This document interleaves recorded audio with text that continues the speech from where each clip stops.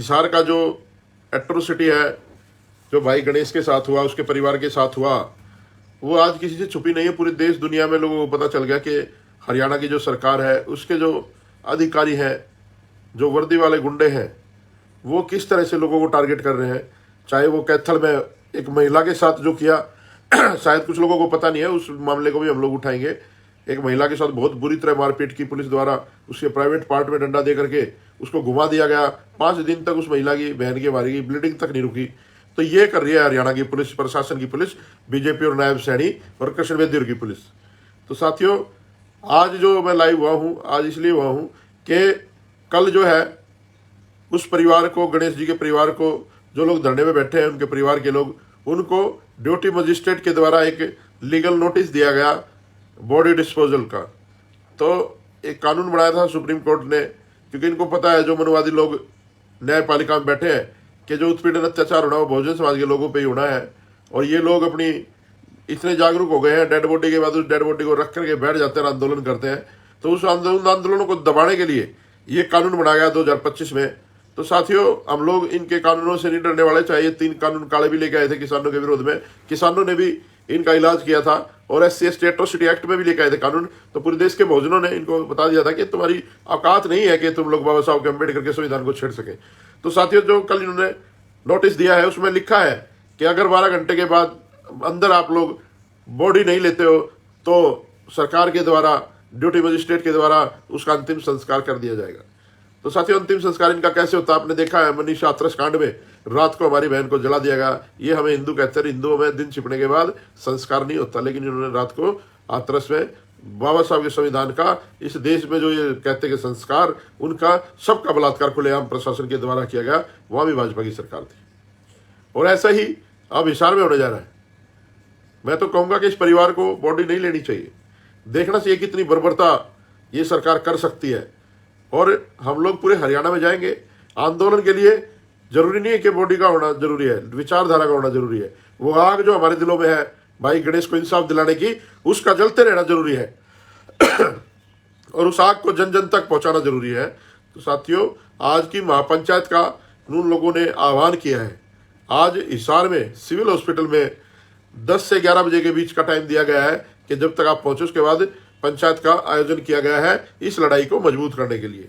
मैं आज कहना चाहता हूं उन सभी लोगों से जो काफी लंबे समय से सोशल मीडिया पर उल्टे सीधे बयान दे रहे हैं, कौम की बात कर रहे हैं, वफादारी की बात कर रहे हैं, फलाना डिकड़ा ये वो।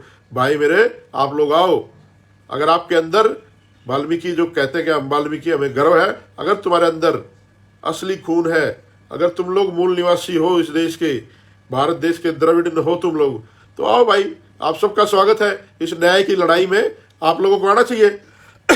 घर पे बैठ के एसी कमरों में बयानबाजी देने से काम नहीं चलेगा, या 4 कुक्कर मुत्ते कहीं उड़दंग मचाते हुए दारू पीते हुए बयान देने से काम नहीं चलेगा। आप लोगों को सड़क पे आना पड़ेगा। और मैं निवेदन करता हूं कि सारे के सारे, चाहे पंजाब के लोग हो, चाहे हरियाणा के लोग हो, चाहे उत्तर प्रदेश के लोग हो, चाहे दिल्ली के लोग हो, आप लोगों को इस आंदोलन में शरीक होना चाहिए। ये कोई पहला और आखिरी हादसा नहीं है, ये हादसे पहले भी बहुत होते रहे हैं और आगे भी बहुत होंगे। आप ये मत सोचना कि लड़ाई खत्म हो गई है। बाबा साहब अम्बेडकर ने सही कहा था। मैं आज ऐसे हाथों में संविधान को सौंपने जा रहा हूं, अगर वो लोग गलत हुए तो ये गलत साबित होगा, अगर लोग ठीक हुए तो ठीक साबित होगा।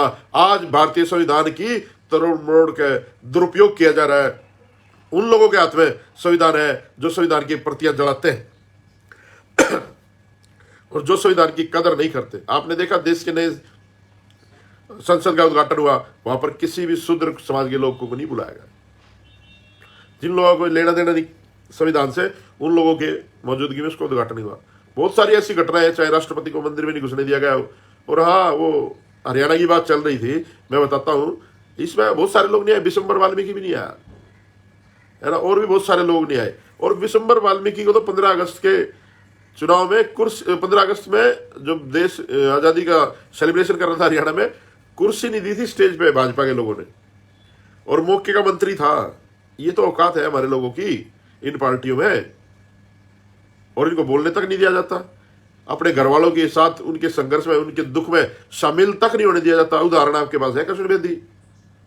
हमें कोई दुश्मनी थोड़ी है भाई, हमारा कृष्ण बेदी हमारे परिवार का आदमी है। लेकिन परिवार का आदमी जब होगा ना भाई, जब हमारे सुख दुख में आकर के बैठेगा, बहुत सारे आरोप लग रहे हैं इन लोगों पर।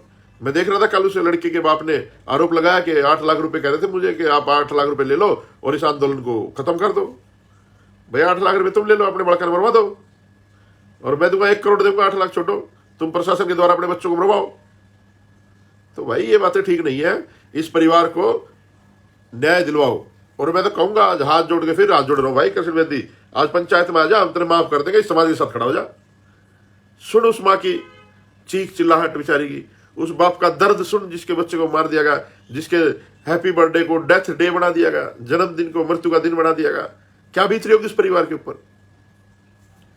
तो इस प्रकरण में हमारे दीपेश भाई है, वो बड़ा सपोर्ट कर रहे हैं। हाई कोर्ट भी गए कल, है ना, वो बहुत ज्यादा, और कल से रात से वहीं पर बैठे हैं। भवानी खेड़ा से भाई आते हैं और भाई कहते थे कि इनको वोट मत दो, ये समाज के लोग नहीं है, लोगों ने नहीं मानी ये बात। कपूर वाल्मीकि लिए आए, बिशंबर वाल्मीकि हटा दो, वो 20 आए हैं। तो सीखो आप लोग हुड्डा जैसे लोगों से। वो ये कहते हैं कि सीएम बाद में हूं भाई, पहले जाट हूं, है ना। ये बड़ी बड़ी बातें करने वाले लोग, इनको समझाओ। अगर वाल्मीकि है तो वाल्मीकियों के दर्द में खड़ा होना सीखो, इनके परिवार के साथ खड़ा होना सीखो।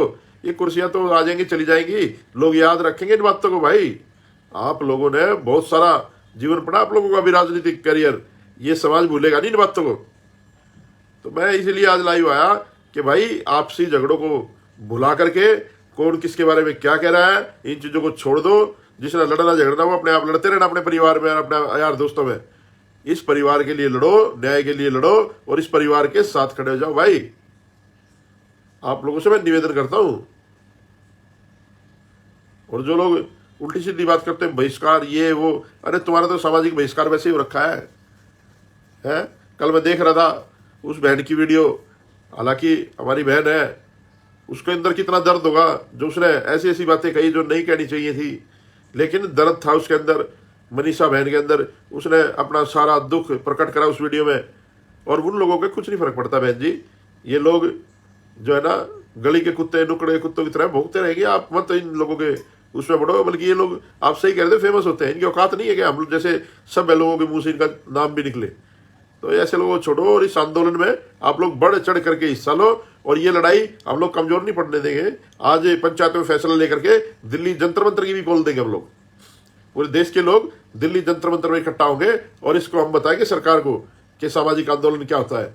और लोग ऐसे मार देते हो आप हमारे लोगों को, ताकि हम लोग गाजर मूली की तरह है कि जब मर्जी आए, जब मर्जी निपटा दो हमारे लोगों को। तो साथियों, मैं आपसे हाथ जोड़ के निवेदन करता हूं कि आप लोग ज्यादा से ज्यादा संख्या में हिसार पहुंचे और इस लड़ाई को मजबूत करें।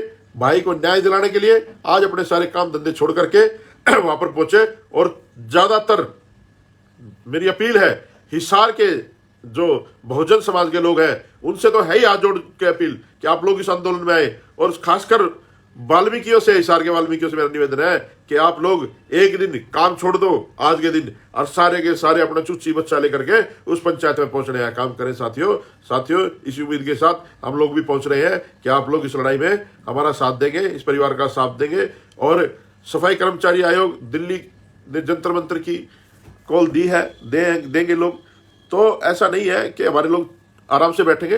दीपेश भाई बता रहे हैं बहुत सारी बातें हो रही है, बहुत सारे लोगों की मीटिंग हुई। कल हमने दिल्ली में भी एक मीटिंग करवाई थी, वाल्मीकि चौपाल के नाम से एक संगठन चलाते हैं हमारे साथी, उन्होंने मीटिंग करी थी। पूरे देश में इस बात का रोष है कि हमारे बच्चों के साथ ऐसी घटनाएं क्यों हो रही है। तो साथियों, ज्यादा से ज्यादा संख्या में पहुंचे और इस आंदोलन का हिस्सा बने और अपनी गवाही दें। आने वाली नस्लें, आने वाली पुश्तें पूछेंगी कि बाबू दादा, जब हमारे भाइयों को मारा जा रहा था और जब इस देश में संविधान बचाने की बात चल रही थी, तो तुम लोग कहाँ थे? तुम लोग फक्र से अपने आंखों में आंखें डाल के अपने बच्चों को कहना कि बेटा हम भी संदीप वाल्मीकि के साथ उस आंदोलनों में हिस्सा लेते थे जहां समाज की लड़ाई होती थी। हम सत्ता के चाटुकार बन के इन मंत्री संतरियों की जूतियों के नहीं लिपटे रहते थे। जैसे चमचा होता है ना, जो जिस बर्तन में रहता है उसी को खाली करता है, उसके हिस्से में कभी कुछ नहीं आता। तो चमचो, बात सुन लो ध्यान से, और जिसकी मारे दूध पे रखा आंदोलन खत्म हो जाना, दिन धड़का जाना। मैं भी असली हूँ, कभी नहीं सोचो कि किसी बात तक डर जाऊंगा, छोड़ने वाला नहीं हूँ किसी को भी। कोई आ जाइए, चाहे कितना बड़ा तुर्रम खाओ। ठीक है साथियों, आज जरूर पहुंचे पंचायत में। जय भीम, जय भारत।